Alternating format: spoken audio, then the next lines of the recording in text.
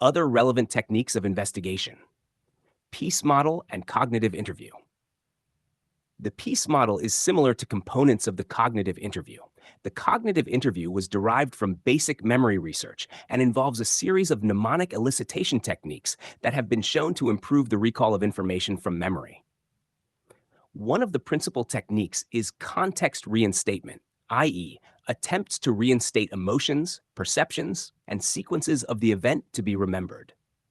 Another technique is to vary the order in which events are recounted. For example, asking liars and truth-tellers to recall an event in reverse order, which, in theory, should be more difficult for liars than truth-tellers, would improve the interviewer's ability to accurately detect deception. Peace method. In England, police generally use a less confrontational interview and interrogation method than is used in the United States. The method is called preparation and planning, engage and explain, account, closure, and evaluate, peace. Under the peace method, investigators allow a suspect to tell his or her story without interruption before presenting the suspect with any inconsistencies or contradictions between the story and other evidence. Investigators are prohibited from deceiving suspects during an interview. Kinesic interview. Kinesics is the study of nonverbal communication.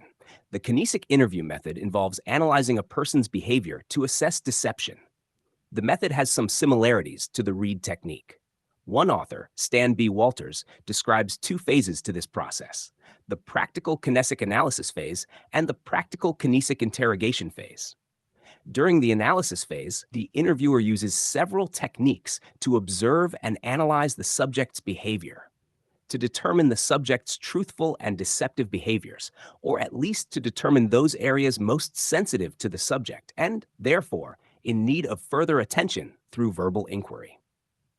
The investigator uses information gathered during the first phase to tailor the interrogation for the specific subject. Walters describes the interrogator's task of breaking the cycle of deception during the interrogation.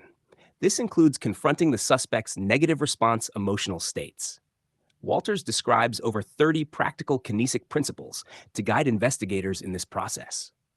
The first and most important such principle is that no single kinesic behavior, verbal or nonverbal, proves a person is truthful or deceptive. The other principles include both general statements on human behavior. People are better able to control verbal than nonverbal kinesic signals.